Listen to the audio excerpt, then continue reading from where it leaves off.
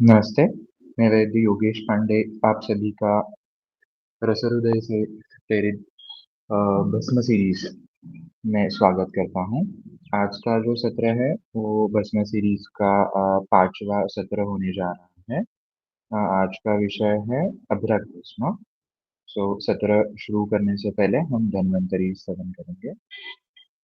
ॐ शङ्खं चक्रं जलौकां ददतमृतघटं चारुदौर्भिश्चतुर्भिः सूक्ष्मस्वच्छातिरुद्यां शुकपरिविलसन् मौलिमम्भोजनेत्रं कालाम्बोदोज्ज्वलाङ्गं कटितटविलसच्चारुपीताम्बराढ्यम् वन्दे धन्वन्तरिं तं निखिलगगनप्रौढदावाग्निं प्रौढदावाग्निम्।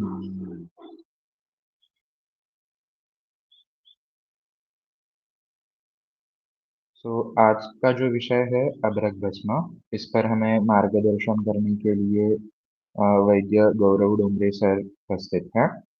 सबसे पहले मैं सर का इंट्रोडक्शन आपसे करवाना चाहता हूँ। डोंगरे सर ने अपना बीएमएस 2007 में तिलक आयुर्वेद महाविद्यालय पुणे से कंप्लीट किया हुआ। उसके बाद सर ने एमडी रसशास्त्र उसी कॉलेज तिलक आयुर्वेद महाविद्यालय से ही 2012 में पूर्ण किया हुआ है। उसके बाद सर ने एमए संस्कृत की पढ़ाई तिलक राष्ट्रीय विद्यापीठ से 2014 में संपन्न की और फिलहाल सर पीएचडी स्कॉलर है नासिक के आयुर्वेद सेवा संघ महाविद्यालय। क्लिनिकल और फार्मास्यूटिकल अनुभव की बात करें तो सर ने 2013 से ही खुद का आयुर्वेदिक क्लिनिक और पंचकर्म सेंटर चला रहे हैं। 6 साल पुणे में और पिछले 4 साल से संगमनेर में। इसके अलावा सर ने पुनर्वसु चिकित्सालय पुणे में 10 महीने का वहाँ पे अनुभव प्राप्त किया है। उसी के साथ पुनर्वसु औषधालय में सर ने 3 साल काम किया हुआ है। टीचिंग एक्सपीरियंस भी सर का काफ़ी है। 2012 से अब तक 12 साल लगभग टीचिंग का अनुभव है सर को। राजकोट स्थित आर के यूनिवर्सिटी में एसोसिएट प्रोफेसर रसशास्त्र विभाग में सर पहले थे और इस समय अश्विन रूरल कॉलेज संगमनेर में रसशास्त्र के एसोसिएट प्रोफेसर के तौर पर कार्यरत है। कुल मिला के सर ने अब तक 8 रिसर्च पेपर्स पब्लिश किए हुए हैं और लगभग 10 से भी ज़्यादा लेक्चर्स सर ने अब तक दिए हुए हैं। गौरव डोंगरे सर ने आयुर्वेद और रसशास्त्र की शिक्षा वैद्य गिरीश शिर्के सर, वैद्य संजय पेंचे सर और वैद्य विवेक सानी सर से ली है। सर की खास दिलचस्पी वनस्पति और खनिज की पहचान यानी raw drug identifications of minerals and herbs, इस विषय में सर की ज़्यादा रुचि है। सो और ज़्यादा समय ना लेते हुए मैं आज का जो विषय है अभ्रक भस्म, इस पर सर से विनती करता हूँ कि मार्गदर्शन दें।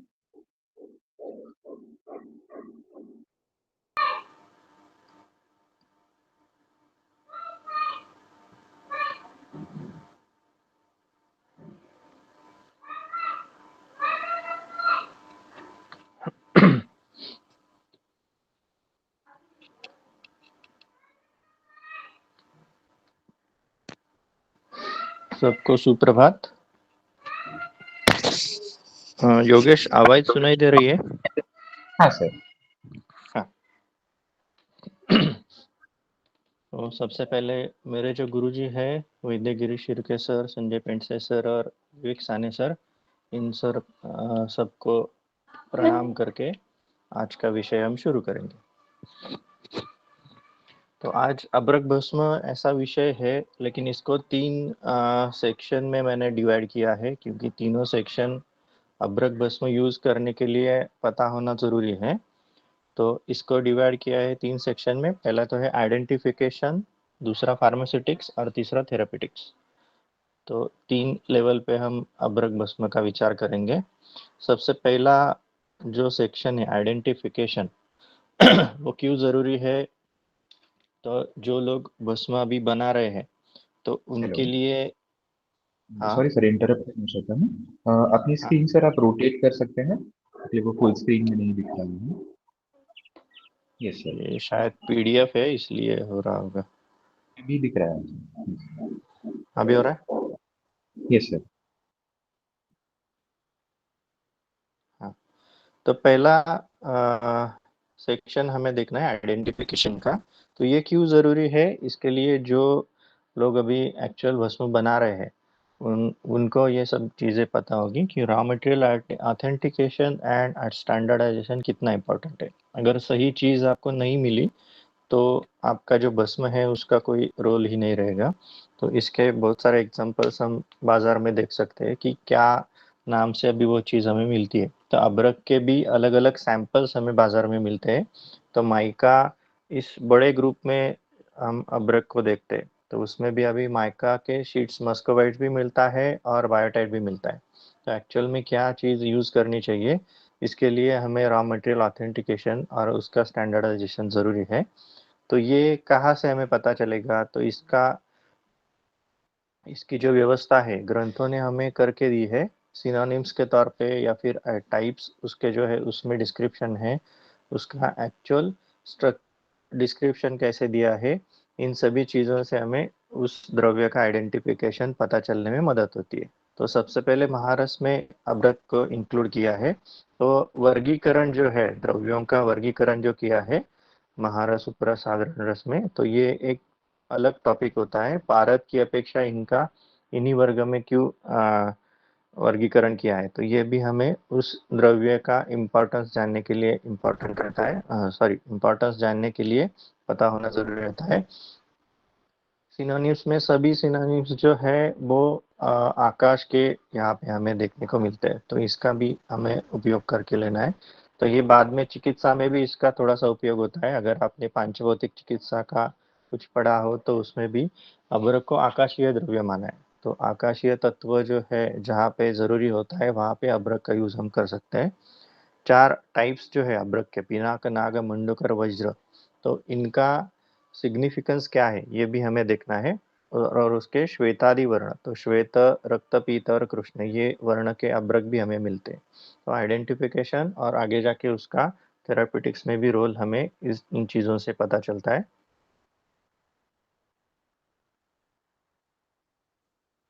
ये 4 जो टाइप है कलर के अनुसार हमें देखने को मिलते हैं, श्वेत, पीत, रक्त और कृष्ण। और इनका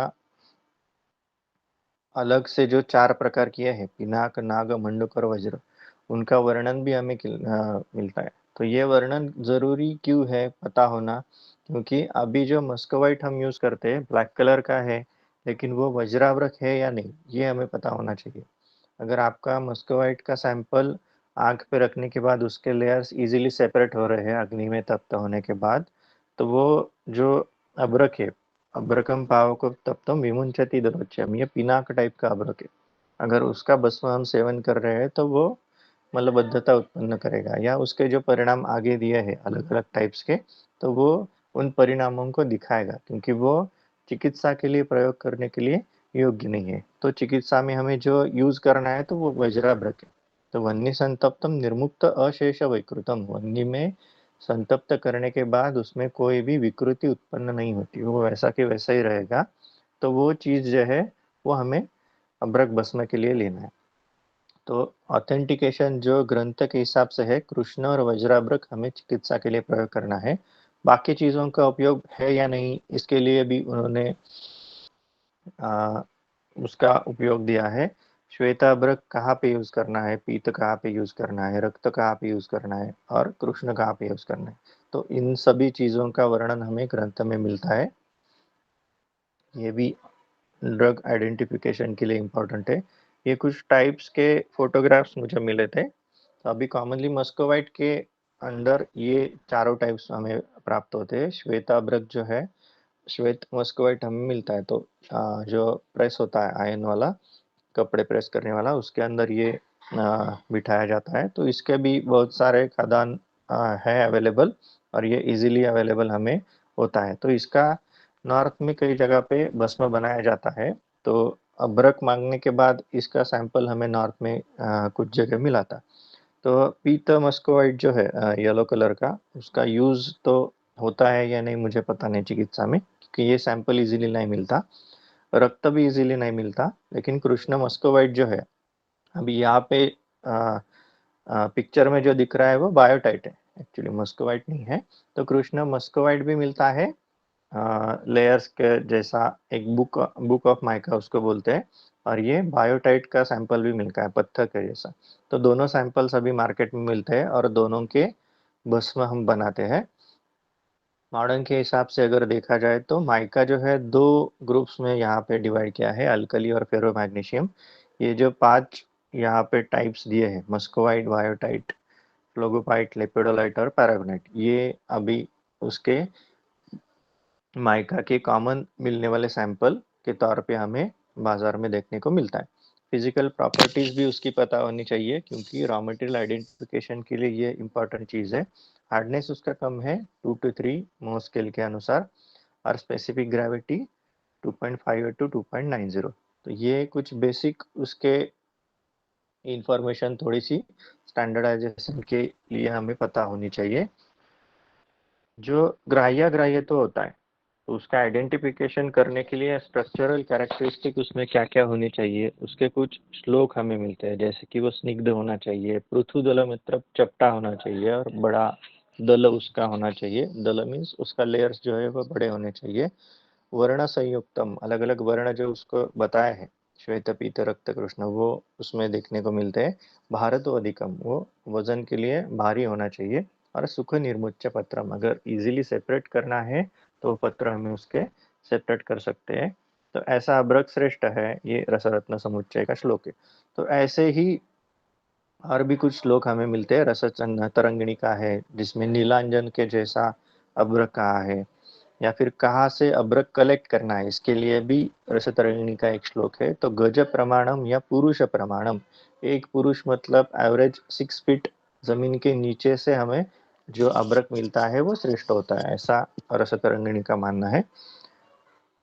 कहाँ पे अभ्रक मिलने वाला श्रेष्ठ होता है, तो वो हिमशैलोत्थम, नॉर्थ में हिमालय के नजदीक मिलने वाला जो अभ्रक है वो श्रेष्ठ होता है। उसके जैसे ही अलग अलग रीजन में मिलने वाले अभ्रकों का प्रॉपर्टीज उन्होंने लिखा है। ये कुछ ऑकरेंस है, ये अभी सब टेक्स्ट बुक में जो लिखा है पढ़ाते समय बच्चों के लिए मैंने निकाला था, वो सिर्फ उसका एक थोड़ा सा रिवीजन हम करेंगे।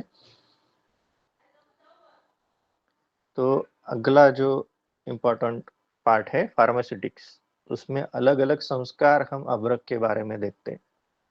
तो उसमें क्या क्या है, शोधन, धान्यावरक, मारण, सत्वपातन, लोहितीकरण, अमृतीकरण, इतने सारे संस्कार हमें अभ्रक के बारे में देखने को मिलते हैं। तो ये सबसे पहले चीज आती है तो शोधन, किसी भी द्रव्य का शोधन करके हमें प्रयोग करना है। भस्म बनाना है तो शोधन कंपलसरी होता है। अगर शोधन नहीं किया तो अशुद्ध द्रव्यों का सेवन करने के बाद जो व्याधि स्पेसिफाई किए हैं ग्रंथ में, वो देखने को हमें मिल सकते हैं। तो अभ्रक का शोधन कॉमनली प्रैक्टिकल में हम करते हैं, 7 बार उसको निर्वाप करना है। निर्वाप का मतलब प्रतप्त करना है लाल रंग का होने तक, और उसको निर्वाप करना है अलग अलग द्रव्य में। तो उसमें कांजी है, गोमूत्र है, त्रिफला का क्वाथ है, और गोदुग्ध है। तो अलग अलग द्रव्य यहाँ पे निर्वाप के लिए देने का सिग्निफिकेंस इतना ही है कि अलग अलग द्रव्यों के संस्कार उस पे होने चाहिए, और जो फाइनल अभ्रक भस्म आपको मिलने वाला है उसमें उन द्रव्यों के गुणों का कुछ तो अंतर्भाव होना चाहिए। क्योंकि ये रसशास्त्र के जो द्रव्य हम सीखते हैं, तो उसमें से बहुत सारे द्रव्य जो है वो योगवाही तरह के होते हैं। जिन द्रव्यों का उन पे संस्कार होता है, उनके गुणों को धारण करने की क्षमता उन द्रव्यों में होती है। इसलिए अलग अलग द्रव्य आपको शोधन के लिए मेथड्स आपको मिलेंगे। तो ये अभ्रक शोधन के मेथड से कॉमनली हम जो करते हैं वो कांजी में या गोदुग्ध में इसका निर्वाप करके अभ्रक का शोधन हम करते। तो मैंने जो किया है उतना ही मैं बता रहा हूँ। ये कुछ फोटोग्राफ से अभ्रक को रक्त तप्त होने तक अग्नि पर रखना है और उसको कांजी में निर्वाप करना है। तो लास्ट में जो है शोधन किया हुआ अभ्रक का पत्थर है। अभी यहाँ पे जो यूज किया है वो बायोटाइट नाम का उसका टाइप है अभ्रक का। तो ये बायोटाइट अभी कॉमनली बाजार में मिलता है। बड़े से पत्थर होते हैं ब्लैक कलर के, और उसके फ्लेक्स जो होते हैं वो छोटे छोटे होते हैं उसमें। तो जब पूरा अभ्रक का शोधन हो जाता है तो उसमें से ऊपर का लेयर जो होता है फ्लेक्स का वो इजीली सेपरेट हो जाता है। दूसरा जो मैंने बताया मस्कोवाइट का, ब्लैक कलर का मस्कोवाइट भी दो तरह के सैंपल आते हैं। एक में अग्नि पे रखने के बाद उसमें कुछ भी चेंजेस नहीं होता, और दूसरा जो है वह अग्नि पे रखने के बाद थोड़ी देर में उसके फ्लेक्स जो है, लेयर्स जो है वो अलग अलग हो जाते। तो ये दोनों तरह के सैंपल हमने देखे थे। तो उसमें से जो अग्नि पे रखने के बाद जिसमें कोई चेंजेस नहीं आते वो वज्राभ्रक के तौर पे हमें यूज करना है। धान्याभ्रक ये अगला एक संस्कार है शोधन के बाद। अभ्रक का भस्म करने के पूर्व धान्याभ्रक बनाया जाता है। क्यों बनाना है? तो इसके लिए नीचे के दो लाइन है, कंबलात गलितम श्लक्ष्णम वालुका रहितम चेयत तद धान्याभ्रमिति प्रोक्तम अभ्रमारण सिद्धये। क्यों बनाना है धान्याभ्रक? इसके लिए उसका रीजन वो देते हैं कि अभ्रक श्लक्ष्ण हो जाता है और वालुका रहित हो जाता है। उसमें जो सिलिका पार्टिकल जो होते हैं वो सेपरेट हो जाते हैं। तो वो सिलिका जो होते हैं वो फाइनली हमें भस्म में नहीं लेना है, इसलिए धान्याभ्रक नाम का संस्कार करना जो है वो इम्पोर्टेंट होता है। अभ्रक के कण जो है श्लक्ष्ण हो जाते हैं, वो कंबल के पोर्स में से बाहर निकल जाते हैं और वालुका रहित हो जाती है। वालुका जो है वो कंबल के अंदर रहना चाहिए। तो इन दो कारण की वजह से हमें धान्याभ्रक बनाना पड़ता है। तो धान्याभ्रक कैसे बनाना है, बहुत बार प्रैक्टिकल में भी स्टूडेंट ने किया होता है। चूर्णाभ्रक जो है मतलब अभ्रक शोधन होने के बाद उसका पाउडर करना है कूट के, और उसके साथ में शाली एक साथ उसको बांधना है। और कंबल नाम का जो वस्त्र होता है जिसको जूट के नाम से भी हम जानते हैं, जूट में भी वो बांध के उसका पोटली कांजी में 3 दिनों तक हमें भिगो के रखना है, और 3 दिनों के बाद उसको मर्दन करके जो जूट के पोर्स होते हैं उसमें से निकलने वाला अभ्रक हमें धान्याभ्रक के तौर पे यूज करना है।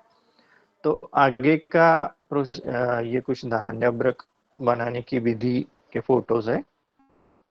चूर्ण किया हुआ अभ्रक शाली के साथ मिलाया हुआ और जूट के वस्त्र में पोटली बना के कांजी में डुबाया हुआ। तो लास्ट के पिक्चर में हमें वो उसके पोर्स में से निकलने वाला धान्याभ्रक देखने को मिलता है। अगला पार्ट है अभ्रक का मारण। तो किसी भी द्रव्य का मारण करके ही हम प्रयुक्त करते हैं। जिनका भस्म हमें बनाना है तो भस्म की विधि जो है उसको हम मारण बोलते हैं। तो मैक्सिमम द्रव्य जो है रसशास्त्र के वो बिना भस्म बनाए हुए हम यूज नहीं करते। उसको कुछ एक्सेप्शंस है, गंधक है, गैरिक है या फिर हिंगुल जैसे द्रव्य है, उनका हम भस्म नहीं बनाते। लेकिन बाकी द्रव्यों का भस्म बनाने के बाद ही हमें चिकित्सा में प्रयोग करना पड़ता है।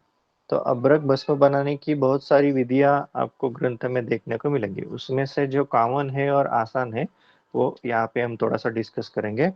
गंधर्वपत्र तोयेन गुड़ेन सह भावितम अध ऊर्ध्वमटपत्राणि निश्चंद्रम त्रिपुटे खगम। 3 पुटों में निश्चंद्र अभ्रक भस्म बनाने का ये विधि है।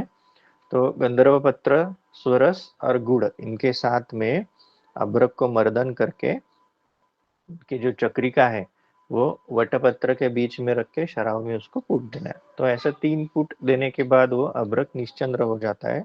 ऐसा एक एक्सपीरियंस है। दूसरा जो विधि है तो उसमें कासमर्द के स्वरस की भावना दी है। एक पूरे दिन तक कासमर्द के स्वरस की भावना देना, उसके बाद उसका चक्रिका करना और 10 वारम गजपुटम 10 उसको गजपुट देना है। ये पूरा होने के बाद अर्क क्षीर के भी सेम भावना उसको देना है और 10 फुट उसको देना है। तो हर एक बार अर्क क्षीर की भावना देके फुट देना है, ऐसे 10 फुट आगे देना है। ऐसे 20 फुट होने के बाद अभ्रक का भस्म हो जाता है।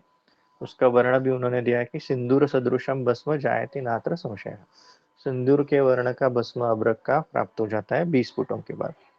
तो ये 3 पुटों का भी है, 20 पुटों का भी है, इससे ज्यादा पुटों का भी रेफरेंस आपको मिलेगा। अभ्रक के पुटों की संख्या में हमें शतपुटी अभ्रक भी मिलता है, सहस्रपुटी अभ्रक भी मिलता है, और उसका अलग अलग प्रयोजन भी होता है, वो आगे चिकित्सा के पार्ट में हम थोड़ा सा देखेंगे। तो ये धान्यभ्रक का ये कॉमन विधि है और इजी है, इसलिए यहाँ पे डिस्कस किया है। आगे अभ्रक मारक गण भी आएगा। रसतरंगिणी में क्षीरत्रयम काकमाची इस वर्ड से शुरू होने वाला श्लोक है 56 नंबर का, उसमें अभ्रक मारक गण दिया है। तो ऑलमोस्ट 60 अलग अलग द्रव्यों के साथ अभ्रक का मारण करना, ऐसा यहाँ पे है। तो उतने ज्यादा अलग अलग अभ्रक के भस्म हम बना सकते हैं। तो इतने वेरिएशन में द्रव्य यहाँ पे मारण के लिए देने का प्रयोजन क्या है? तो उनका संस्कार जो है वो अभ्रक पे होके अभ्रक उन गुणों को धारण करना, ये प्रयोजन हमें अभ्रक मारक गण के साथ में देखने को मिलता है। तो इतना ज्यादा द्रव्यों का इस्तेमाल क्यों किया है? क्योंकि ये आगे जाके जब उसकी फलश्रुति हम देखेंगे तो ऐसा कोई व्याधि उन्होंने दिया नहीं है कि जिसमें अभ्रक प्रयोग नहीं होता, सभी व्याधियों में प्रयोग करने के लिए दिया है। तो ये इसका रीजन है। तो इतने सारे द्रव्यों का अगर उस पर संस्कार है, इतने सारे द्रव्य अभ्रक का मारण कर सकते हैं, तो उन द्रव्यों के गुणों को भी अभ्रक धारण कर सकता है और उसके अनुसार वो आगे जाके अलग अलग फलश्रुति दिखाएगा। तो ज्यादा फलश्रुति होने का प्रयोजन यही है कि अभ्रक मारक गण में ज्यादा वनस्पति भी है, सॉरी द्रव्य भी है, और उतने ही ज्यादा अनुपानों के साथ अभ्रक का प्रयोग किया गया है। तो ये आगे जाके चिकित्सा में हम देखेंगे। तो मैंने कुछ डिविजन्स उसके करने का प्रयास किया था। प्रयोजन के अनुसार कौन से द्रव्य हम अभ्रक मारण के लिए यूज कर सकते हैं। तो संघात का अगर भेदन करना है तो गोमूत्र यूज कर सकते हैं, या फिर अपतर्पण जैसी काम अगर अभ्रक से करवाना है तो हम गोमूत्र का प्रयोग कर सकते हैं। क्षार जो है, यवक क्षार, स्वर्जिक क्षार और टंकण अपतर्पण के लिए ही प्राय यूज करते हैं। टंकण मारित अभ्रक ये दातार गुरु जी का एक अलग से बिठाया हुआ अभ्रक भस्म का पाठ है, और दोनों तरह के अभ्रक वो यूज करते हैं, वो आगे चिकित्सा की स्लाइड में इंक्लूड किया है। औषधि के तौर पे वट प्ररोह, वटत्वक, वट अंकुर, बिल्व मूल, पुनर्नवा, इन चीजों को हम औषधि के कैटेगरी में डाल सकते हैं। कुमारी, वटक, क्षीर, लोध्र, इन का प्रयोग हम वर्ण्य के तौर पे कर सकते हैं। तंडुलीय, कदली मूल, स्वरस या फिर शंख पुष्पी, इन चीजों को विषग्नते के तौर पे हम यूज कर सकते हैं। अश्वगंधा, गोक्षुर, वासा ये पौष्टिक इन कैटेगरी में हम डाल सकते हैं। जो संतर्पण करने वाला अभ्रक है तो उसके लिए हम इन द्रव्यों का प्रयोग मारण के लिए कर सकते हैं।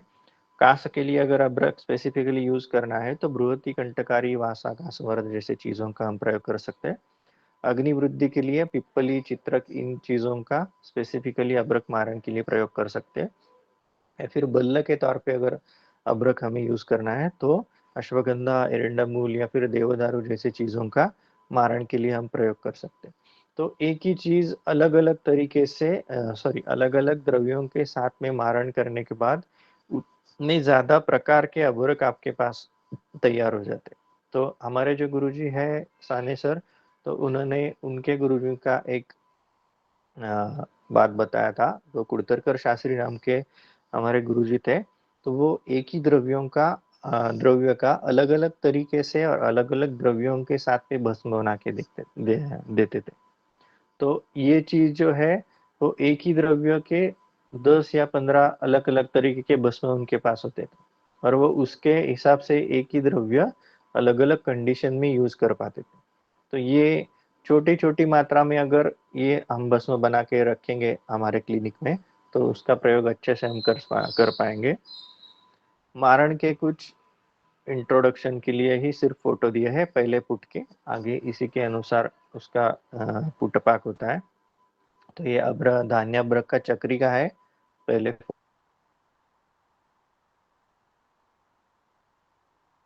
फोटो अभ्रक का वर्ण यहाँ पे चेंज हुआ आपको दिखता है। तो ये मिट्टी के जैसा रंग हमें दिखता है, आगे जाके वो सिंदूर वर्ण तक हमें प्राप्त होता है। अभ्रक भस्म हुआ है या नहीं, तो ये जानने के लिए रसतरंगिणी ने हमें एक श्लोक प्रोवाइड किया है। निश्चंद्रश्चारुणम स्वच्छम सुसूक्ष्मम स्पर्श कोमलम अभ्रमृतम विजानीयात्। अभ्रक भस्म हुआ है, ये कैसे जानना है? तो वो निश्चंद्र होना चाहिए सबसे पहली बात, अरुण वर्ण का होना चाहिए, स्वच्छ होना चाहिए, जिसमें और किसी चीज का पार्टिकल नहीं दिखना चाहिए, सुसूक्ष्म, सूक्ष्म तो उसमें होना चाहिए, जो रेखा पूर्णत्व टेस्ट हम करते हैं तो उससे पता चलता है, और स्पर्श कोमलम, अगर दो उंगली के बीच में उसको रगड़ा तो वो टैल्कम पाउडर जैसा श्लक्ष्ण या स्पर्श के लिए कोमल होना चाहिए। तो ये अभ्रक भस्म के लक्षण उन्होंने दिए हैं। पुटों का पिछली बार पिछले स्लाइड में मैंने बताया था कि पुटों का अलग अलग संख्या अभ्रक के बारे में दिया है। विंशत्यादि शतांतस्तु पुटौ रोग निवृत्त, ये जो 100 पुट तक का जो अभ्रक है वो रोग निवृत्ति के लिए यूज करना है। तो 3 पुट का भी पार्ट हमारे पास है, 20 का भी है और शतपुटी अभ्रक का भी है। रोगों को ठीक करने के लिए ये तीनों तरह के अभ्रक हम यूज कर सकते हैं। तो जितना ज्यादा उसको पुटों का संख्या होता जाएगा, उतना ज्यादा मर्दन और अग्नि का संस्कार उस पे होगा, और उतना ही ज्यादा सूक्ष्म लेवल पे जहाँ काम करने का क्षमता उस अभ्रक में प्राप्त हो सकता है। तो जो जो सूक्ष्म स्रोतस में दोष है उनको सेपरेट करने का काम ये अभ्रक बाद में करेगा। जहाँ पे लीन दोष जैसी कंडीशन है वहां पे ये सूक्ष्म लेवल पे जाके काम करने का क्षमता अभ्रक में आ जाता है। तो इसके लिए मर्द पुटे पुटे विधातव्यम मर्दनम दृढ़वत्तरम, ऐसा एक श्लोक है। तो जितना ज्यादा आप पुट देंगे उतना ज्यादा उस पर मर्दन संस्कार भी होगा, अग्नि संस्कार भी होगा, और वो उतना ज्यादा लघु भी होगा और सूक्ष्म भी होगा। तो ये अभ्रक भस्म के बारे में पुटों के अनुसार हमें आ, हाँ, पुटों की संख्या के अनुसार उसका प्रयोग दिया है। शतादिषु सहस्रांता प्रशस्तश्च रसायनी, और शतपुटी अभ्रक से लेके सहस्रपुटी अभ्रक तक जो पुटों का संख्या है उसका प्रयोजन रसायन के लिए है। तो रसायन का अर्थ सभी को पता है कि सभी धातुओं का जो निर्मिति है और जो मेंटेनेंस है, दोनों लेवल पे धातुओं का निर्मिति और धातुओं का समत्व प्रस्थापित करना, ये दोनों चीजों पे काम करने वाली चीज को हम रसायन कहते हैं। तो ये जो पार्ट है वो आगे जाके ये शत और सहस्रपुटी अभ्रक के बारे में हमें देखना है। ये कॉमन भस्म परीक्षा है किसी भी भस्म के लिए, रेखा पूर्णत्व, बारीतरत्व, सूक्ष्मत्व और श्लक्ष्णत्व। तो ये सभी चीजें अभ्रक भस्म में भी होनी चाहिए, और स्पेसिफिकली निश्चंद्रत्व ये अभ्रक की विशेष परीक्षा में अभ्रक भस्म में देखनी है। तो बिल्कुल भी चंद्रिका उसमें एक भी कण चमकता दिखाई नहीं देना चाहिए। अगर वो निश्चंद्र नहीं है तो अभ्रक अपक्व के तौर पे हमें ट्रीट करना पड़ता है। और अभक भस्म अगर सेवन किया जाए तो मेह मंदानलम, प्रमेह और मंदाग्नि, ये चीजें उत्पन्न हो सकती है। तो ये रसरत्न समुच्चय का श्लोक है। तो इससे इसके लिए एक चीज हमें प्रैक्टिस में बैठने के बाद सबसे जरूरी होती है कि जो भस्म हम परचेस करते हैं तो उनका परीक्षण हमें खुद करना है। फार्मेसी में या होता है या नहीं हमें पता नहीं, लेकिन हमें खुद से उसका परीक्षण करना है। और ये ओपीडी लेवल में भी कर सकते हैं ऐसी चीजें। रेखा पूर्णत्व हम देख सकते हैं, वारितरत्व देख सकते हैं, उसका श्लक्षणत्व देख सकते हैं, अभ्रक भस्म के बारे में तो निश्चंद्र तो इजीली देख सकते हैं। तो टॉर्च या फिर मोबाइल का बैटरी का लाइट भी उस पर डाला तो निश्चंद्रत्व है या नहीं उसमें हमें पता चलता है। तो ये अगर निश्चंद्र नहीं है तो हमें उसको यूज नहीं करना है, ये चीज पक्की ध्यान में रखना पड़ता है। लोहितीकरण नाम का एक संस्कार अभ्रक के बारे में आता है। तो जिन भस्मों के लिए वर्ण का अच्छा होना जरूरी है, तो उसका फाइनल जो वर्ण है उस वर्ण तक उसको पहुंचाना है, तो लोहितीकरण नाम का संस्कार है। तो उसके नाम से ही पता चलता है कि जो जो भस्म लोहित वर्ण के होते हैं उनके लिए ये लोहितीकरण संस्कार आता है। तो उसमें नागबला, वटक्षीर, वटमूल स्वरस, हरिद्रा स्वरस, मंजिष्ठा, क्वाथ, इन सबके साथ में उसको मर्दन करके 2 या 3 फुट उसको आगे कंटिन्यू करना है। तो ये वर्ण जो है अभ्रक का अरुण वर्ण तक वो आ जाता है। ये निश्चंद्रिकम तु च मृदुलम रक्तोत्पल समप्रभम, ऐसा वर्ण के बारे में और एक श्लोक अभ्रक के बारे में मिलता है। तो निश्चंद्र है, मृदु है और रक्तोत्पल समप्रभम, लाल कमल जो है, रक्त कमल जो है उसके जैसा वर्ण का अभ्रक हमें प्राप्त होना चाहिए। अमृतिकरण नाम का एक संस्कार आगे जाके आता है। अमृतिकरण का मतलब क्या है? भस्म मतलब मारण होने के बाद भी अगर कुछ दोष उसमें बचता है उस द्रव्य में, तो उसको नष्ट करने के लिए आगे और अग्नि संस्कार उस पे किया जाता है, तो उसको अमृतिकरण कहते हैं। तो कैसे करना है अभ्रक के बारे में? मृताभ्र संमितम गव्यम आजम दत्वा अभ्रकम पचेत। जितना अभ्रक का भस्म है उसके उतने जितना ही गाय का घी उसमें साथ में देना है और मर्दन करके उसका पाचन करना है। तो पाचन कैसे करना है? तो पुट के जरिए पाचन करना है, तो उसको अमृतिकरण संस्कार कहा है। और एक संस्कार अभ्रक के बारे में आता है, वो है सत्वपातन। तो सत्वपातन भी जरूरी संस्कार है, लेकिन ये जो है अगर आपको चिकित्सा में प्रयोग करना है तो उस सत्व का वापस भस्म बना के यूज करना है, या फिर सत्वपातन के बाद जो आपको सत्व मिलेगा तो उसका प्रयोग जो है वो भारत के संस्कार में हम कर सकते हैं। तो ये विधि अभी रिसेंटली रसहृदय में सक्सेसफुली बनाई है और अच्छे मात्रा में उसका सत्व भी मिला है। तो थोड़ी देर के बाद उसका एक वीडियो भी मैं दिखाता हूँ। आपने शायद वो रसहृदय के पेज पे देखा भी होगा अभ्रक वीडियो। मूसली के स्वरस और एक चतुर्थांश टंकण के साथ में अभ्रक को मर्दन करके जो गोला बनेगा उसको मूषा में रख के तीव्र दमन किया जाता है। तो उसके बाद जो है उसका सत्व जो है लोहे के स्वरूप में हमें मिलता है। तो वो मैग्नेटिक प्रॉपर्टी दिखाना वगैरह यह सभी चीजें हमें उसमें देखने को मिलते हैं। कहाँ पे यूज करना है सत्व? तो योगेशु उपरसादीनाम योगे सत्व योजनम गुणोत्तरम भवेद्यस्मात् तस्मात् सत्वम विशिष्यते। तो ये महारस उपरस आदि जो द्रव्य है उनकी अपेक्षा उनके जो सत्व होते हैं तो वो गुणों की अपेक्षा गुणों में सॉरी द्रव्यों से ज्यादा गुणवान होते हैं। गुणोत्तर मतलब पहले से ज्यादा गुणवान उसमें होते हैं। मतलब जितना अभ्रक भस्म के गुण है, अभ्रक सत्व का अगर भस्म बना के हम यूज करेंगे तो उसमें अभ्रक भस्म से ज्यादा गुण हमें मिल सकते हैं।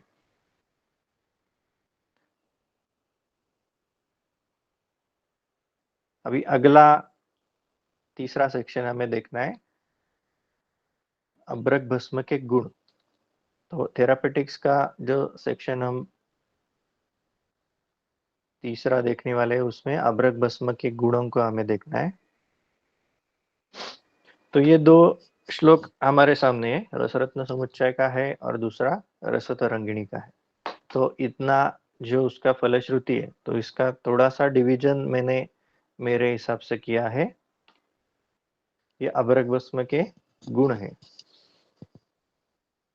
जिसको हम अगर मेरी भाषा में कहें तो उसका कुंडली है। तो रसवीर्य विपाक जो है, रसपंचक क्या है, उसमें गुण क्या है, कर्म क्या है, इनको सभी में एक सेक्शन में डाल के उसके अनुसार आगे की फलश्रुति एक्सप्लेन करने का प्रयत्न हर बार करता हूँ। तो ऐसा वो मधुर रसात्मक है, परम शिशिरम शीत वीर्य का हमें देखने को मिलता है, अत्यंत शीत वीर्य का। स्निग्ध है, वात पित्तग्न है लेकिन कफ को नहीं बढ़ाता। ये डायरेक्टली त्रिदोषग्न नहीं कहा है क्योंकि वात पित्तग्न उसका प्राइम दोषग्नता है, लेकिन कफ का ना बढ़ाना ऐसा भी उसमें गुण है। प्रज्ञा बुद्धि मेधा जनयति तराम। तो जो बुद्धि होता है तो बुद्धि का प्रबोधन करने वाला, तो बुद्धि का वर्धन करना एक्चुअली हम नहीं कह सकते, लेकिन बुद्धि के ऊपर जो कुछ दोषों का आवरण होता है उनको हटा के बुद्धि का प्रकाशन करने का काम ये अभ्रक भस्म करता है। तो इसलिए आगे का वर्ड भी ऐसे ही है, मेधाम जनयति तराम। जो मेधा होती है वो तरा मतलब तरतम, ऐसा जो लेवल्स हम देखते, तो उसमें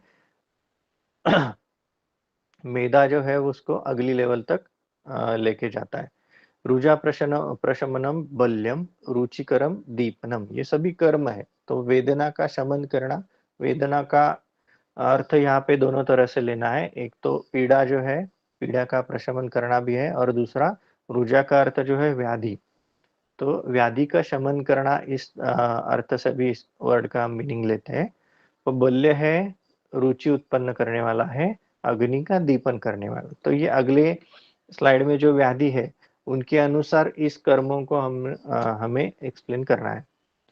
वृक्ष है, अभी रसतरंगिणी का और एक वर्ड उसमें दिया है, दीपनम पुष्पकेतु हो कामस्य दीपनम। तो अभी ये फलश्रुति कैसे हमें देखने को मिलता है, तो वो रस से लेके शुक्र तक सभी धातुओं का पोषण करता है। तो पोषण करता है मतलब सभी को डायरेक्टली संतर्पण के तौर पे काम नहीं करता है। उनमें जो जो दोष होते हैं, जो धातुओं को चिपके हुए जो दोष होते हैं, उनको हटा के धातुओं का पोषण प्रक्रिया जो है उसको साफ करके वो लास्ट वाले धातु शुक्र तक पहुंच के वृक्ष काम करता है।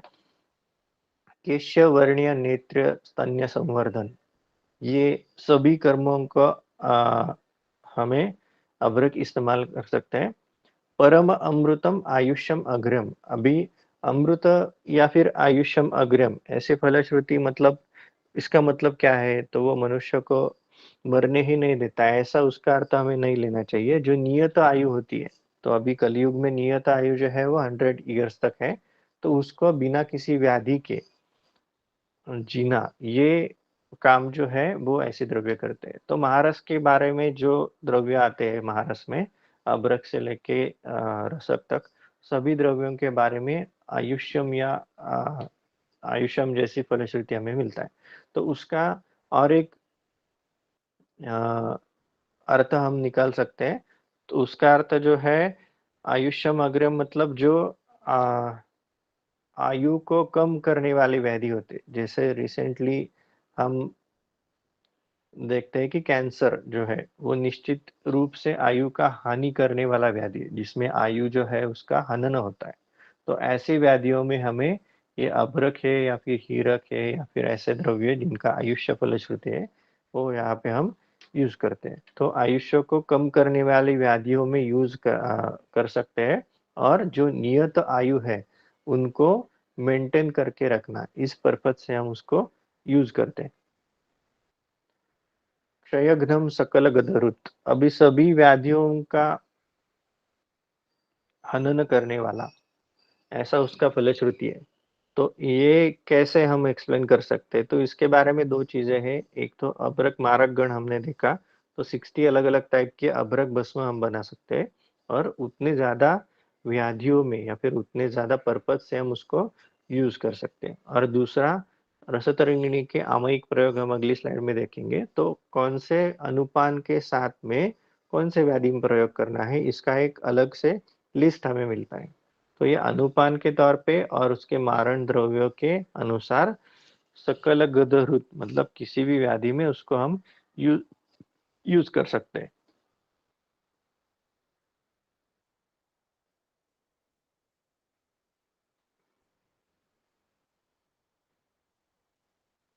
क्षेत्र स्थैर्य वितरति, अतः क्षेत्र का मतलब जो है वो शरीर होता है, शरीर को स्थैर्य प्राप्त करवा देना। तो ये चीज जो है वो अभ्रक पारद के साथ में ज्यादा अच्छे से करता है। तो पारद और अभ्रक ये जो है, पारद को शिव वीर्य के तौर पे हम मानते हैं, शिव बीज, और अभ्रक जो है वो पार्वती बीज के तौर पे हम देखते हैं। तो दोनों का मेलन जो होता है वो स्थिरीकरण करने वाला होता है, स्थैर्य प्राप्त करवा देने वाला होता है। तो क्षेत्रीय स्थैर्य मित्रति मतलब ये जो कॉम्बिनेशन हम अलग अलग कल्पों में देखते हैं या रसायन के तौर पे इनका हम प्रयोग करते हैं, तो ये क्षेत्र को स्थैर्य प्राप्त करवा देने वाला है। और दूसरी एक चीज, अभ्रक का जारण अगर हम पारद में करते हैं, तो आगे जाके जो उस पारद का हम सेवन करेंगे तो शरीर को स्थैर्य प्राप्त करवा देने वाला होता है। तो चिकित्सा में भी इसका हम अर्थ ले सकते हैं। और दूसरा जो है वो लोहवाद और देहवाद जो रसायन के तौर पे आगे यूज करना है, उसके लिए भी ये वर्ड यहाँ पे दिया है।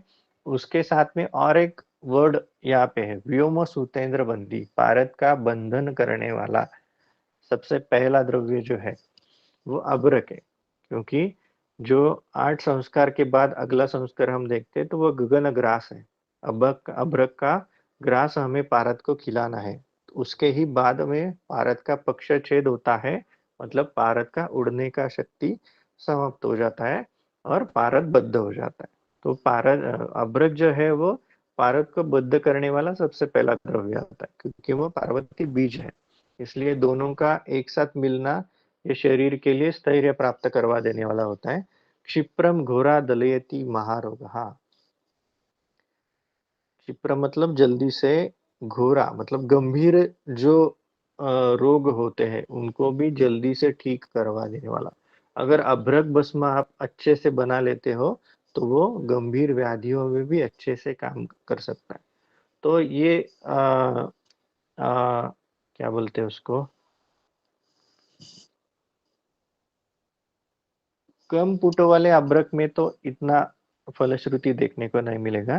तो ज्यादातर शतपुटी या सहस्रपुटी अभ्रक के बारे में ये फलश्रुति ज्यादा सूट होता है कि जो गंभीर व्याधि है, गंभीर व्याधि है इसका मतलब क्या है कि दोष जो है वो धातुओं से इजीली डिटैच नहीं हो सकते, इस अवस्था में जाके बैठे।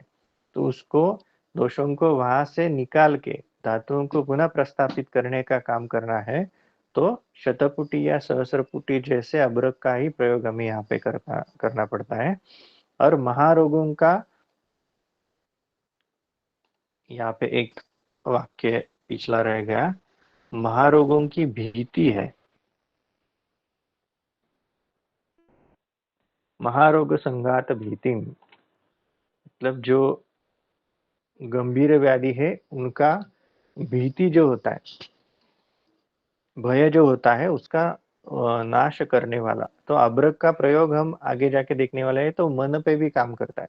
तो मानस हेतु या मानस विकार, इनमें भी हमें अभ्रक का अच्छे से प्रयोग हम कर सकते हैं। तो उसका भय नाशन करने का काम जो है वो अभ्रक करता है। तो इस चीज का प्रयोग हम बाकी के व्याधियों में भी कर सकते हैं। तो जहाँ पे व्याधियों का भीति हमें देखने को मिलता है, तो कॉमनली गृहिणी में ऐसा चीज होता है कि अलग अलग व्याधियों का भय उस व्यक्ति को होता है। तो वहां पे भी मन के अनुसार अभ्रक का प्रयोग हम यहाँ पे कर सकते हैं। देह शक्ति वितरती, देह को शक्ति या फिर वीर्य या फिर बल का प्रदान करता है। तो अच्छे से तैयार हुआ जो अभ्रक है वो धातुओं को साफ करवा के, उनका धातुओं का पोषण का प्रक्रिया है उनको ठीक करके फिर धातुओं का संतर्पण करने का काम करता है। तो ये धातु अगर अच्छे से तैयार होने लगे तो शरीर को वीर्य या फिर बल प्राप्त हो जाता है। बहु अपत्य प्रदात्री, तो पिछले स्लाइड में एक वर्ड हमने देखा था, वृक्ष दीपनम पुष्प केतो हो। तो अभी बहुअपत्य प्रदात्री और वृक्ष और कामस्य दीपनम, ये दोनों चीजें एक ही अधिकरण में है लेकिन थोड़े अलग संदर्भ में है। तो मैथुन इच्छा उत्पन्न करने का काम करना, ये कामस्य दीपनम इस कैटेगरी में भी वृक्षत्व के तौर पे अभ्रक करता है। और बीज का सुधारना, अभ्रक इटसेल्फ इज अ बीज, वो पार्वती के बीज के तौर पे हम यूज करते हैं। तो खुद एक बीज होते हुए वो बीजों के लेवल पे भी काम करता है। तो जहाँ पे बीज दोष होते हैं, स्त्री या पुरुष के बीज दोष होते हैं और उसके कारण अपत्य का प्राप्ति ना होना, ये बात हमें देखने को मिलते हैं। तो वहां पे भी बीज दोषों को ठीक करके बहुअपत्य प्रदात्री, आगे प्रोजेनी को बढ़ाने का काम ये अभ्रक करेगा। कार्यालस्यम हरति सुतराम, किसी भी कार्य करने के लिए जो आलस्य होता है, तो आलस्य का कारण एक है कि दोषों का आवरण होना, और धातुओं पे दोषों का आवरण होना, इस कारण से आलस्य नाम की संप्राप्ति हमें देखने को मिलती है। तो उन दोषों को हटा के धातुओं का जो ओरिजिनल काम है वो अच्छे से करने का काम ये अभ्रक करता है। इसलिए आलस्य नाम का चीज ये यहाँ से हट जाता है। तो व्योम सूतेंद्र बंदी के बारे में हमने देखा कि पारद का वो बंधन करने वाला है।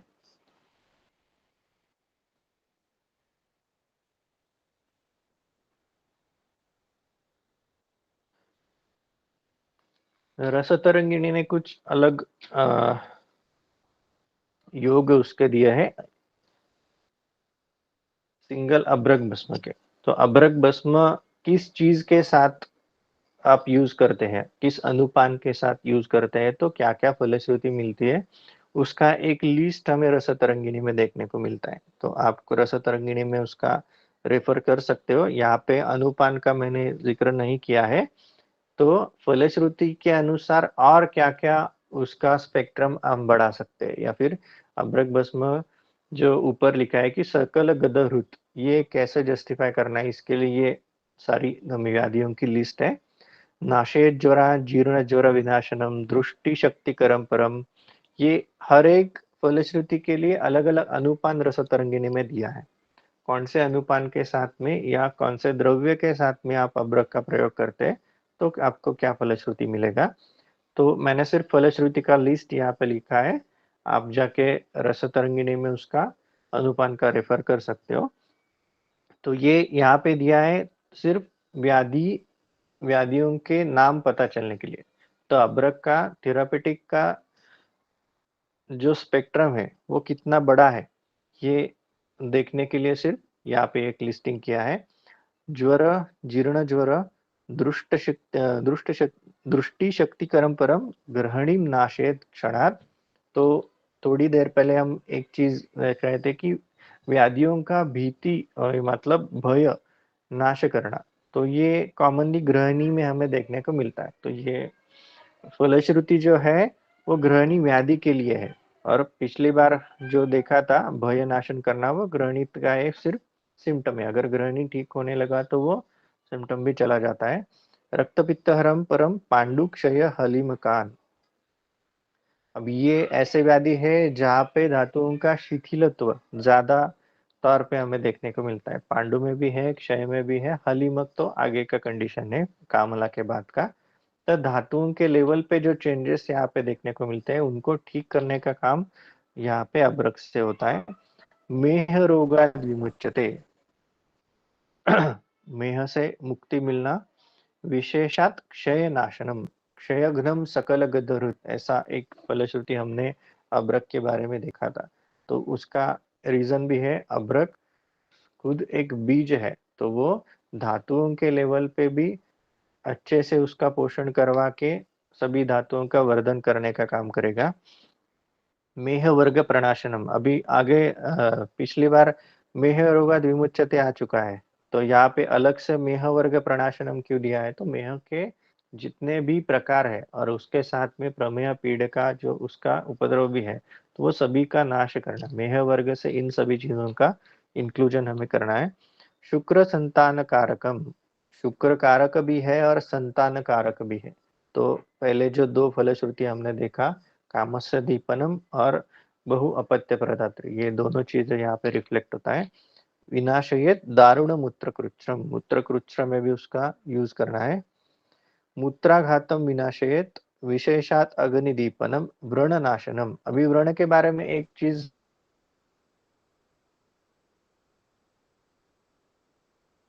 हमें हम सोच सकते हैं कि अभ्रक जो है वो क्लेद नाशन करने का काम करता है। तो आगे स्लाइड एक चीज है, अभ्रक को ऐसा करना, कोथ मतलब जो जिसको हम थोड़ा सा मैं ट्रांसलेट करता हूँ, नेक्रोसिस जैसी कंडीशन होती है, तो वहां पे अभ्रक का अच्छे से रोल होता है। तो वो क्या है, तो जो रक्त प्रवाह वहां पे रुक चुका है, जीवन कर्म जो है रक्त का वहां पे रुक चुका है, तो उसको पुनः प्रस्थापित करने का काम अभ्रक करता है। तो वो कोथ की संप्राप्ति जो है वो आगे बढ़ने नहीं देता। और उसके साथ में ही क्लेद नाम की जो चीज होती है, व्रण कोथ आगे सभी चीजों में हमें देखने को मिलती है, तो वो क्लेद का नाशन करने का काम भी अभ्रक करता है। तो इसलिए व्रण नाशन नाम की फलश्रुति हमें यहाँ पे अच्छे से प्रतीत होती है। परमम बलवर्धनम, धातुओं का पोषण अच्छे से करके वो बल का वर्धन करने वाला है। अर्शंसी क्षपय ध्रुवम धातु वृद्धि करम परम शुक्र स्तंभ प्रजायते। जो वृक्ष से रिलेटेड दो अलग अलग वर्ड्स हमने देखे थे, कामस्य दीपनम और बहुअपत्य प्रदात्री। तो दोनों लेवल पे काम करने वाला है। शुक्र का जो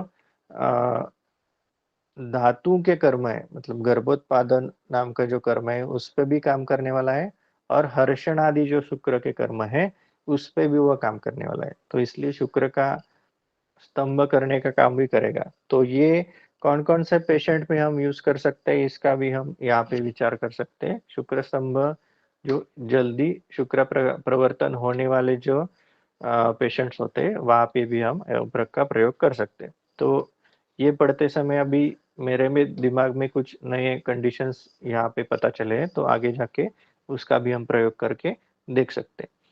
वातग्न है हृदयामय ठीक करने वाला है, मतलब हृदरोग में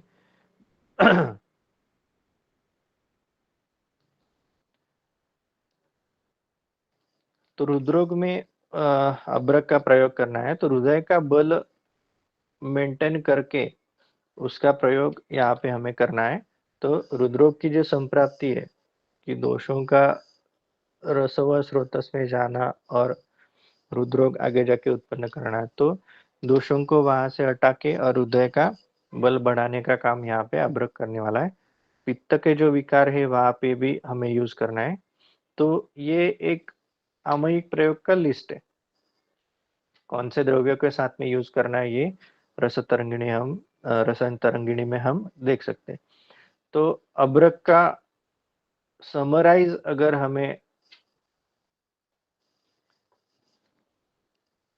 थोड़ा सा गुणधर्म हमें देखना है तो कैसे हम देख सकते हैं, वो संतर्पण और अपतर्पण दोनों तरीके से प्रयोग होने वाला भस्म है।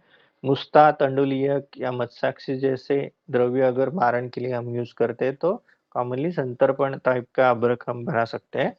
और टंकण जैसे क्षारों से अगर मारित करते हैं, टंकण है या फिर सज्जी क्षार है, एवं क्षार है या फिर गोमूत्र है, इन क्षारीय द्रव्यों से अगर मारण करते हैं तो अपतर्पण करने वाला अब्रक हम बना सकते हैं।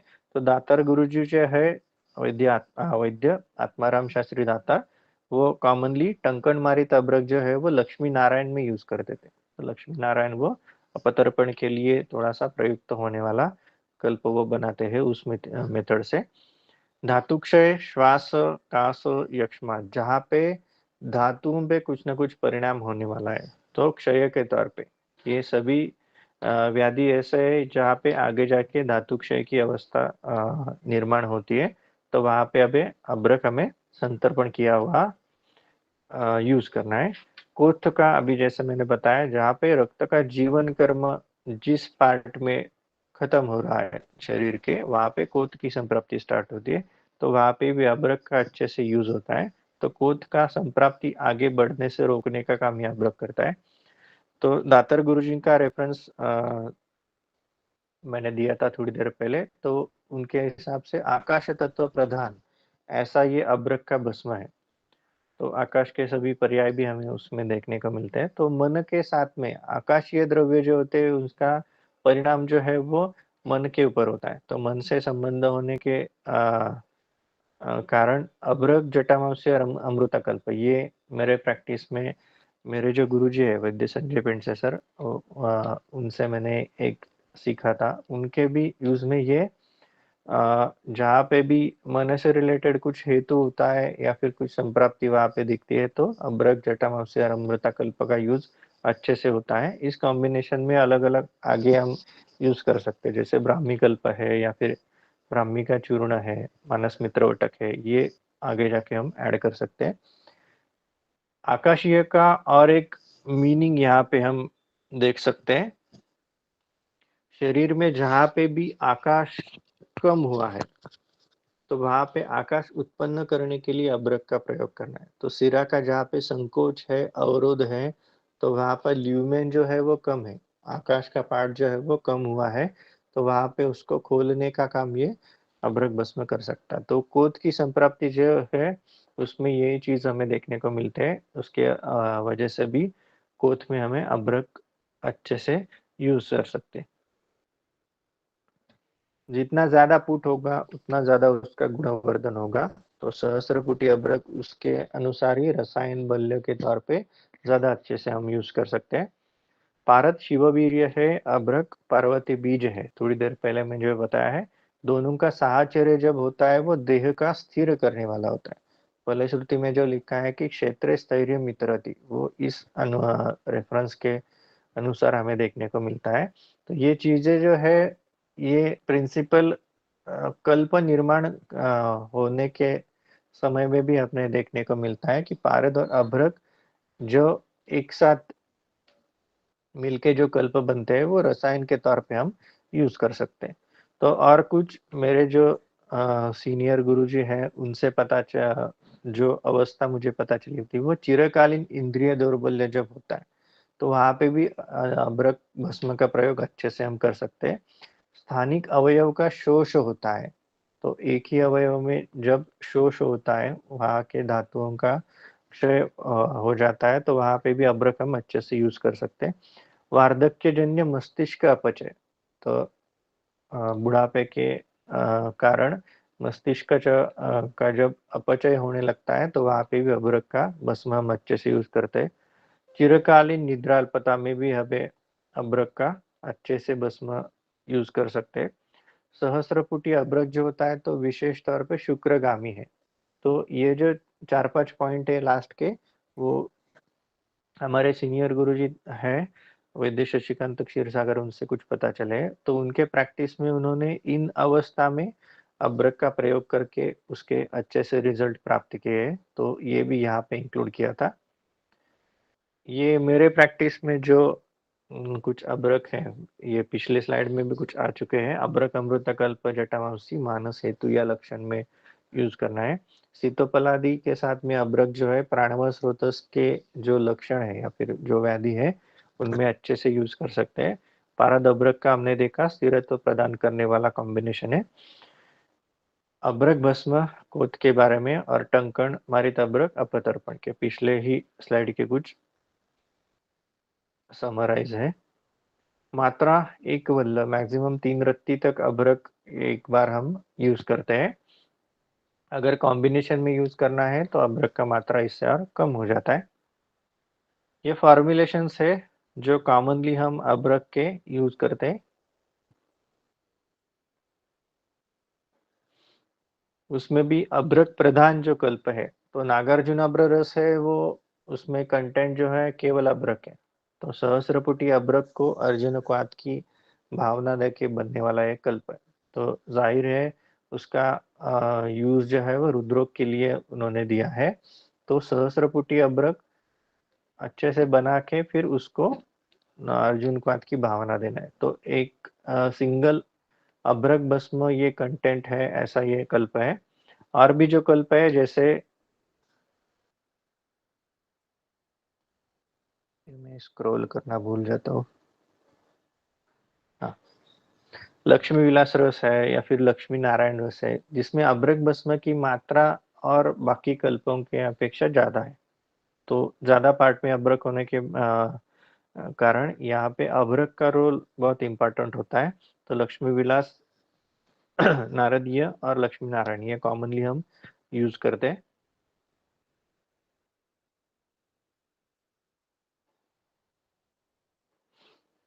और एक चीज हमें यहाँ पे थोड़ा सा देखना है, पंचामृत संयोग नाम का।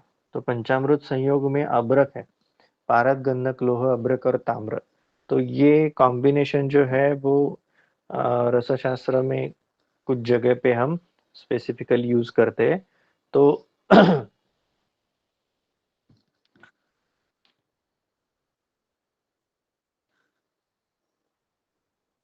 अभी ये लिखा हुआ थोड़ा मराठी में है, तो स्लाइड मैंने कॉपी पेस्ट किया था। तो इसमें क्या है कि पारद और गंधक का कज्जली है, वो पारद का मूर्छना, सबसे पहला मूर्छना के तौर पे हम सीखते हैं। वो कैसा है, तो योगवाही और रसायन इस तौर पे हम पारद गंधक का कज्जली यूज करते हैं। अग्नि दीपन करने वाला, आम पाचन करने वाला, जिन योग के साथ में हम उसको जोड़ते हैं उस योग का वीर्यवर्धन करने वाला, ये कज्जली का प्रॉपर्टी है। तो यहाँ पे और एक चीज यहाँ पे संयोग में ऐड हुई है, वो है तीक्ष्ण, अम्बुद और अर्क, मतलब लोह, ताम्र और अभ्रक। तो इनको लोह त्रयी ऐसा कहा है। तो ये लोह सर्वस्वम का रेफरेंस है, तीक्ष्ण, अम्बुदार का। तो ये पारद गंधक के साथ में अगर हम मिलाते हैं तो ये पंचामृत नाम का एक संयोग तैयार हो जाता है। तो इसके लिए और एक श्लोक हम रसहृदय तंत्र का देखेंगे। नागे स्नेहो बलम व्योमनि राग, राग तीक्ष्णात् परो नहीं, बलम राग सता स्नेहा कमले च व्यवस्थिता। तो इसके अनुसार क्या है, तो ये पारद के रंजन के रेफरेंस से आया हुआ श्लोक है। लोह जो है वो रंजन करने वाला है, अभ्रक जो है बल प्रदान करने वाला है, और ताम्र जो है वो बल, वर्ण और स्नेह, ये तीनों को प्रदान करने वाला है। तो पंचामृत संयोग में ये तीनों चीजें पारद गंधक जैसे पारद गंधक की कंजली के साथ मिला है। तो पहले से योगवाही रसायन द्रव्यों के साथ में इन तीन धातुओं को अगर हम मिला दिया जाए तो उसको पंचामृत नाम का संयोग कहते हैं। तो ये जो चीजें हैं वो पारद और शरीर, इन दोनों के लिए हमें विचार उसका करना पड़ता है। तो यथा रसो तथा ही आत्मा, ऐसा एक श्लोक हम रसशास्त्र में सीखते हैं। जो जो चीजें पारद के साथ में होती है, सिमिलरली शरीर के साथ में भी उसका विचार हम कर सकते हैं। तो ये लोह पारद का रंजन करने वाला है, अभ्रक पारद को बल प्रदान करने वाला है, और ताम्र पारद का बल, वर्ण और स्नेह बढ़ाने वाला है। तो ये पारद के अनुसार दिया हुआ रेफरेंस है, इसको हम शरीर के लिए भी अप्लाई कर सकते हैं। तो चरक में पांडव चिकित्सा का एक रेफरेंस है, ओजसस्य क्षयः बल वर्ण स्नेहानाम क्षयः। संप्राप्ति में पित्त प्रधान दोष प्रकोप है, धातु शैथिल्य है, धातु क्षय है। तो यहाँ पे पंचामृत संयोग का काम क्या है, तो शरीर को बल प्रदान करने वाला वर्ण प्रकाशक और स्नेहन। तो ये स्नेहन से यहाँ पे स्नेह परंपरा जो है, धातु स्नेह परंपरा मतलब धातुओं का पोषण अच्छे से होना, जो खंडित हुआ है कहीं ना कहीं पांडु में, जहाँ पे धातुओं का शैथिल्य उत्पन्न हो रहा है।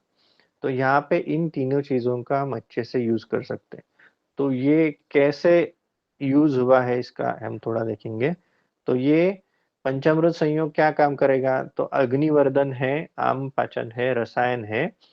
आम पाचन करने वाला है, अग्नि को बढ़ाने वाला है, धातुओं का स्नेह परंपरा जो है, एक धातु से दूसरे धातु में कन्वर्जन का जो पोषण प्रक्रिया है उसको सुधारने वाला है। जो कोष्ठांग होते हैं, शरीर के भीतर के कोष्ठांग जो होते हैं उसको विशेष तौर पे बल्य के बल्य के तौर पे यूज होता है। धातुओं का शैथिल्य दूर करके उनको स्थिरत्व प्रदान करता है।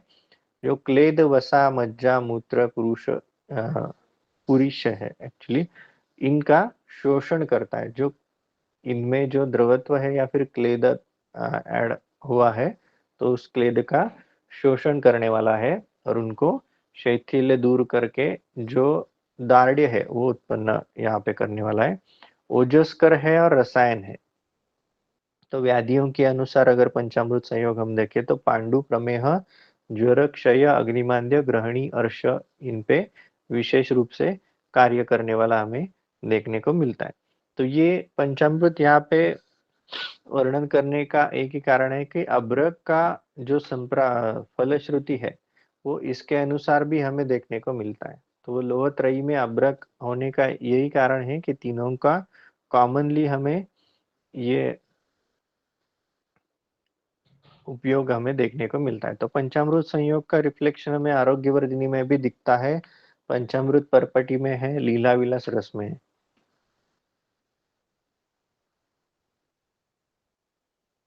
तो ये आरोग्यवर्धिनी ऐसे ही यहाँ पे लिखा है। तो मुझे जितना अभ्रक के बारे में थोड़ा बहुत पता था वो आपसे अभी शेयर किया था।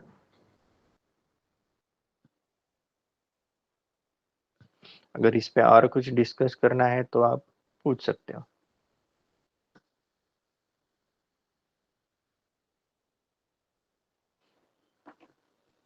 योगेश। हाँ, धन्यवाद सर।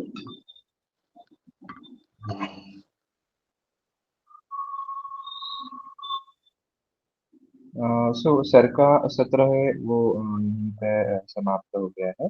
सो बहुत बहुत धन्यवाद देना चाहता हूँ मैं गौरव सर का कि अभ्रक भस्म इसके ग्राह्याग्राह्यत्व, शोधन, मारण, इस सारे तीनों विषयों पे एवं सबसे आखिरी जो विषय आता है कि इसका क्लिनिकल उपयोग कहाँ पे करना है। सो ग्रंथोक्त फलश्रुति के साथ में ही सर ने जो क्लिनिकल अनुभव सर का है और उनके गुरु से जो सर ने सीखा वो भी सर ने अच्छे से एक्सप्लेन किया, तर्क के साथ एक्सप्लेन किया। सो उसके लिए मैं रसोदय फार्मेसी की तरफ से सर का बहुत बहुत धन्यवाद देना चाहता हूँ। सो इसके अगले जो सत्र होगा वो प्रश्न उत्तर का होगा। सो कुछ जो प्रश्न होंगे वो आप चैट बॉक्स में डाल सकते हैं या अपना खुद माइक ऑन करके प्रश्न उपस्थित कर सकते हैं। एक अब्रक सत्वपातन का वीडियो देखना था, वो जी जी सर। शेयर करूं? Yes sir.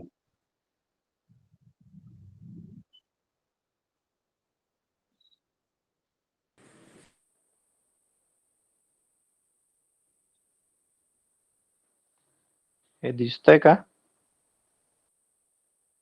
योगेश? स्क्रीन सिर्फ पूरी विजिबल नहीं है सर, स्क्रीन सिर्फ कट गई है हाथ में। आदि अग्नि अनंत अग्नि पर्वत दिख रहा अग्नि है? वन अग्नि जी सर। काल अग्नि पाताल अग्नि रक्षक अग्नि गण अग्नि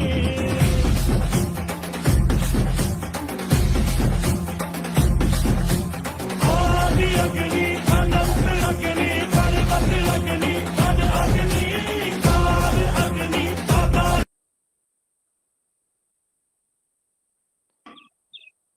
ये एक छोटा सा वीडियो था।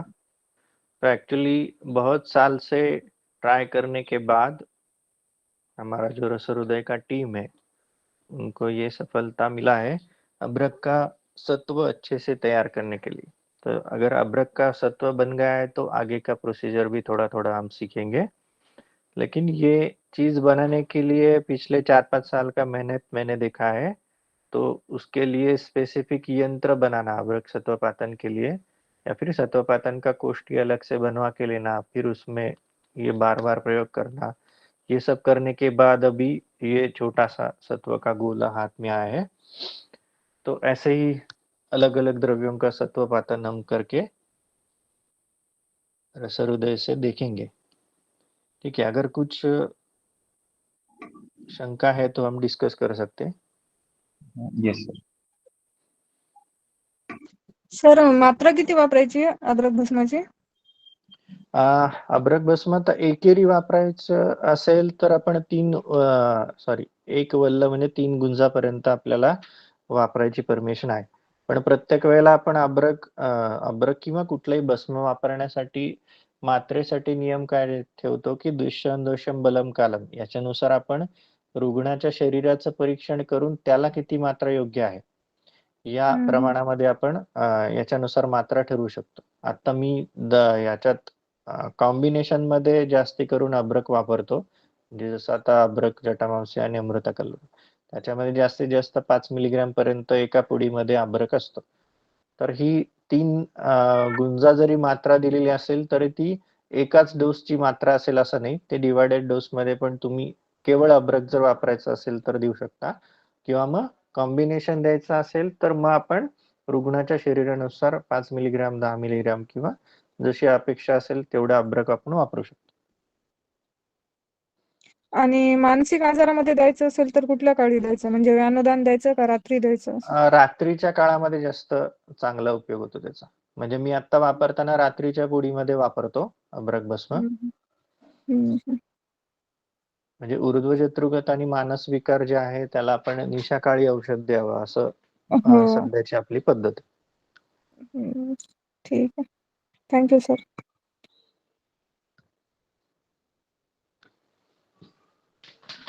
अगला प्रश्न सर थोड़ा पुटो की रिलेटेड था कि जो अभ्रक के बारे में विशेष वर्णन आया है कि शतपुटी और सहस्त्रपुटी अभ्रक का भस्म का निर्माण करना।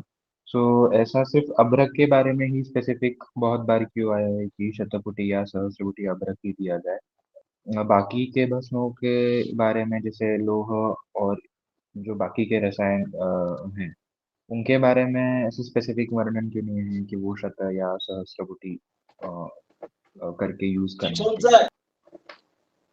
हाँ, एक्चुअली ये उसका कारण उन्होंने एक दिया है कि विंशत्यादि पुटान्तस्तु, ये जो श्लोक हमने देखा कि वो अभ्रक के लिए प्रयोजन के तौर पे दिया है। तो शतपुटी तक का जो अभ्रक है वो रोग निवारण के लिए आप यूज करना है, और उसके आगे का जो अभ्रक है वो रसायन काम कर्म करने के लिए ज्यादा जरूरी है। तो इसका मतलब ये नहीं है कि बाकी के द्रव्यों का आप शतपुटी या सहस्रपुटी नहीं बना सकते, उनके लिए स्पेसिफिकली बताया नहीं है। लेकिन पुटे पुटे विधातव्यम मर्दनम दृढ़वत्तरम, ये जो प्रिंसिपल सूत्र हम देखते हैं, तो उसके अनुसार किसी भी द्रव्य का आगे आप जितना ज्यादा पुटों का संस्कार और मर्दन संस्कार उस पे करोगे, उतना ज्यादा वो लघु होता जाएगा और सूक्ष्म लेवल तक चला जाएगा। तो ये बाकी के भस्म के बारे में भी एप्लीकेबल है। तो ग्रंथ में कुछ चीजें चीजें जो है वो स्पेसिफिकली एकाध द्रव्य के बारे में हमें देखने को मिलती है, लेकिन वो प्रिंसिपल हम बाकी के द्रव्यों के लिए भी अप्लाई कर सकते हो। तो कुछ वैद्य ऐसा भी है जो हर एक धातुओं का शतपुटी तक बना के यूज करते हैं। तो उनको उतना ज्यादा सूक्ष्म लेवल पे अगर काम आपको चाहिए उस भस्म का, तो ज्यादा पुट आपको वहां पे देना चाहिए। सिर्फ जितने ज्यादा पुट, ऐसा कहने का मतलब है जो पुट उसके लिए निर्दिष्ट है। तो अभ्रक है, अगर गजपुट है तो गजपुट ही 100 बार आपको देना चाहिए। तो आप अगर 10 या 50 उपलों का एक पुट दिया है और ऐसे 100 या 1000 पुट दिए, तो वो शतपुट या सहस्रपुट नहीं कहलाएगा। जो उसके लिए निर्दिष्ट पुट है वही आपको 100 या 1000 तक देना है। तो बाकी द्रव्यों के बारे में भी ये एप्लीकेबल है, सिर्फ अभ्रक के बारे में नहीं। ओके सर, एक प्रश्न और था कि जैसे आपने मारन का विषय लेते वक्त कहा कि जो अभ्रक टंकण मारित होता है वो अपतर्पण के लिए यूज ज्यादातर किया जाता है या फिर करना चाहिए। सो मार्केट में अगर ऐसा कुछ भस्म जो टंकण मारित या फिर और किसी भी क्षारीय द्रव्य से मारन किया हुआ अभ्रक मिलता है, बट उतना उसके बारे में जानकारी नहीं होने के कारण वैद्य उसे रसायन की और नॉर्मल अदरक भस्म जैसे ही यूज करते हैं। सो ये क्या करना ठीक होता है, या इसके बारे में हम कैसे और ये कर सकते हैं? एक्चुअली उसके बारे में एक चीज जो है, वैद्यों को खुद का मेडिसिन खुद बनाना चाहिए, ऐसे पुराने वैद्य जो बोलते थे, वृद्ध वैद्य हमारे। तो इसका कारण यही होता है कि जो मेडिसिन आप यूज कर रहे हो वो किस तरीके से बनाया हुआ है, इसका पूरा जानकारी आपको होता है अगर आप खुद से मेडिसिन बनाते हो। या फिर अगर आप खुद से नहीं बनाते हो, परचेस करते हो, तो उसका पहले आपको परीक्षण करना जरूरी होता है। या फिर जो फार्मेसी में या जिन वैद्यों के पास वो बनता है, तो वो कौन से मेथड से वो बनाते हैं, इसका भी जानकारी आपको होना जरूरी होता है। तो हम थोड़ा सा, क्या बोलते हैं उसको, बीएमएस के टाइम में या फिर एमडी के टाइम में जो फार्मेसी विजिट्स होता है, उसका कारण यही होता है। तो उस फार्मेसी का कामकाज कैसे चलता है, किस तरीके से वो मेडिसिन बनाते हैं, इसका थोड़ा सा आइडिया हमें आना चाहिए। तो ये एक तरह का मार्केट स्टडी है। हमें प्रैक्टिस में बैठने से पहले मार्केट में क्या क्या चलता है उसका थोड़ा सा जानकारी हो, इसके लिए ये फार्मेसी विजिट्स या ये विजिट्स प्लान किया होता है। तो अगर आपको पता है कि कौन सी विधि से वो बनाया है, तो उसका स्पेसिफिक प्रयोग हम कर सकते हैं।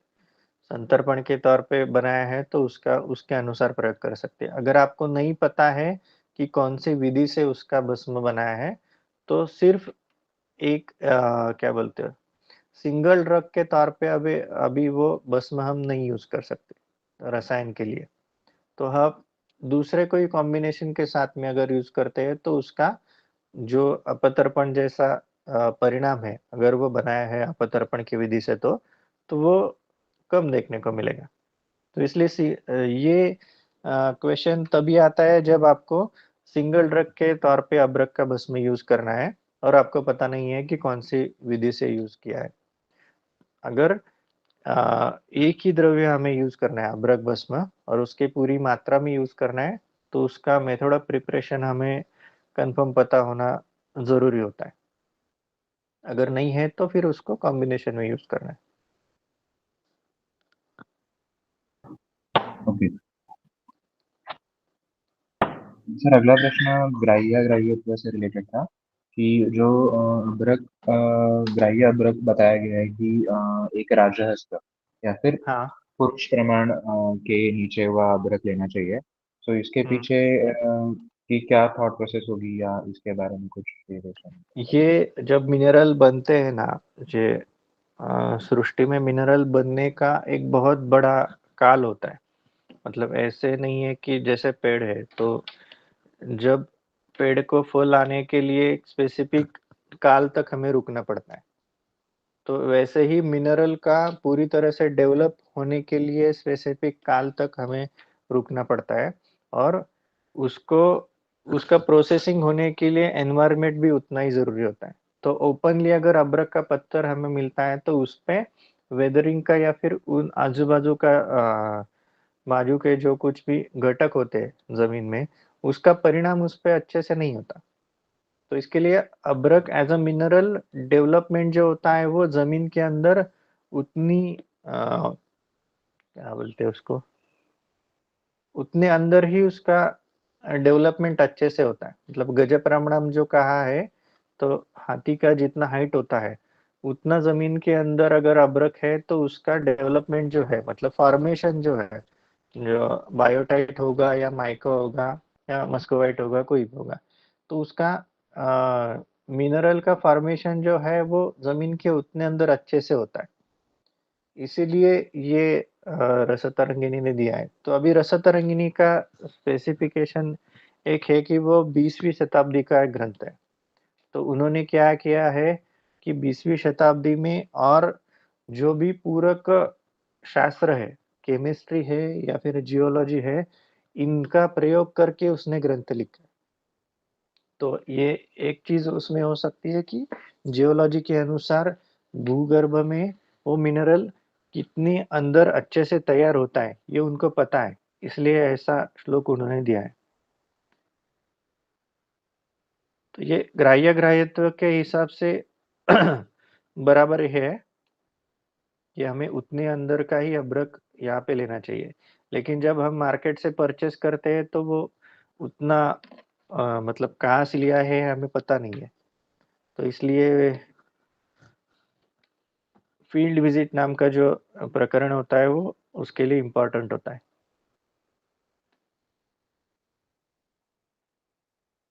Okay sir. सर, अगला प्रश्न अपक्व भस्म या अभ्रक का जो अपक्व भस्म होगा उससे रिलेटेड था कि जैसे इससे कहा गया है कि मेह इत्यादि व्याधि होते हैं। सो अभ्रक अपक्व है, इसके लक्षण स्वरूप कुछ पेशेंट में दिखते हैं कि हमने अगर गलती से अपक्व अभ्रक यूज किया है तो उसमें से ऐसे कुछ स्पेसिफिक लक्षण इसके पूर्वावस्था में दिखते हैं, ताकि हम पहले ही चिकित्सा कर पाए। ऐसे कुछ लक्षण देखने में आए हाँ, हैं। है ना, अभी ये मंदाग्नि जो है ना, तो उन्होंने मंदाग्नि और मेह ऐसे दो प्रमुख लक्षण उसमें दिए है अपक्व अभ्रक सेवन जन्य। तो अग्निमांद्य जो है वो तो सबसे पहले दिखने वाला लक्षण है। और प्रमेह इतनी जल्दी उत्पन्न तो नहीं हुआ। प्रमेह उत्पन्न होने के लिए उतनी काल तक अभ्रक का सेवन करते रहना जरूरी होता है। तो अपक्व अभ्रक है और दीर्घ काल तक उसका सेवन शुरू है, तो धीरे धीरे धातुओं का शैथिल्य होना, क्लेद ज्यादा निर्माण होना, ये प्रमेय का जो संप्राप्ति है वो साइड बाय साइड उसमें देखने को मिलेगा। तो उसमें भी धातु शैथिल्य के लक्षण तो बाद में उसमें डेवलप हो सकते हैं। सबसे पहले दिखने वाला तो लक्षण होगा वो अग्निमांद्य है। अभ्रक भस्म शुरू करने के बाद आपको अग्निमांद्य पता चलता है तो अभ्रक आपको वापस जांच करके ही यूज करना चाहिए। तो ये भी आगे जाके तो नहीं होना चाहिए। सबसे पहले ही सिंपल टेस्ट है, अभ्रक भस्म लाने के बाद उस पर टॉर्च डाल के देखना है और वो चंद्रिका है या नहीं, ये हमें उसमें पता चल जाता है। अगर चंद्रिका है तो अभ्रक भस्म जो है वो अपक्व है, ऐसा हम जान सकते हैं। अभी एक इंस्ट्रूमेंट भी उसके लिए डेवलप किया है। एक CCRS का ही मेल आया था 2-3 दिन पहले, और बहुत ग्रुप्स पे भी वो अभी वायरल हो रहा है। तो अभ्रक भस्म का निश्चंद्रत्व जांचने के लिए उन्होंने एक मैग्नीफाइंग ग्लास का इंस्ट्रूमेंट डिजाइन किया है। तो उसमें से अभ्रक के पार्टिकल्स और उसका शाइन, ये दोनों चीजें पता चलती हैं। तो ये कॉमन टेस्ट है, ये अभ्रक भस्म लाने के बाद सबसे पहले करना ही जरूरी होता है। Okay sir. अगला प्रश्न सर है कि श्वेत अभ्रक का भस्मीकरण अगर करते हैं तो उसमें अमृतीकरण लोहितीकरण करने की जरूरत है क्या? हाँ, ये सभी अभ्रक जो है उसका फाइनल प्रोडक्ट जो होता है सिंदूर वर्ण भस्म ही है। मतलब पहला रॉ मटेरियल जो श्वेताभ्रक भी है, तो उसका फाइनल भस्म जो है वो रक्तवर्ण का ही आपको मिलेगा। क्योंकि बाकी जो तभी प्रोसेस जो होता है भस्मीकरण का, उसमें क्या होता है कि जो मूल द्रव्य उसमें होता है, तो ज्यादातर मूल द्रव्य के तौर पे हम धातुओं को देखते हैं। तो अभ्रक में जो धातुओं का पार्ट होता है, तो उसमें सबसे ज्यादा पार्ट जो है वो लोह का है। तो इसलिए उसका भस्म जो बनता है वो रेड कलर के शेड में भी में ही आपको मिलता है। तो इष्टिका वर्ण या फिर सिंदूर वर्ण, इस तरीके का ही भस्म हमें मिलेगा। तो अभ्रक श्वेत है, फिर भी उसका भस्म जो है वो इष्टिका वर्ण का ही हमें मिलेगा। Okay sir.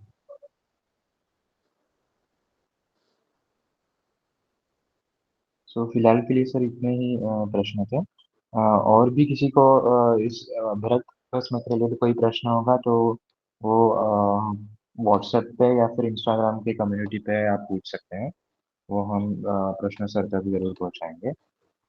सो इसी के साथ ये भरत भस्म का जो सत्र है वो समाप्त होता है।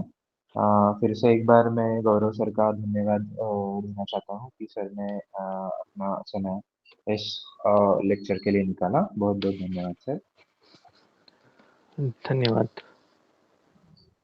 सो इसके आगे के जो सत्र होगा जिस भस्म पर, वो कुछ ही दिनों में रसोहृदय के व्हाट्सएप ग्रुप और इंस्टाग्राम कम्युनिटी पे डाल दिया जाएगा।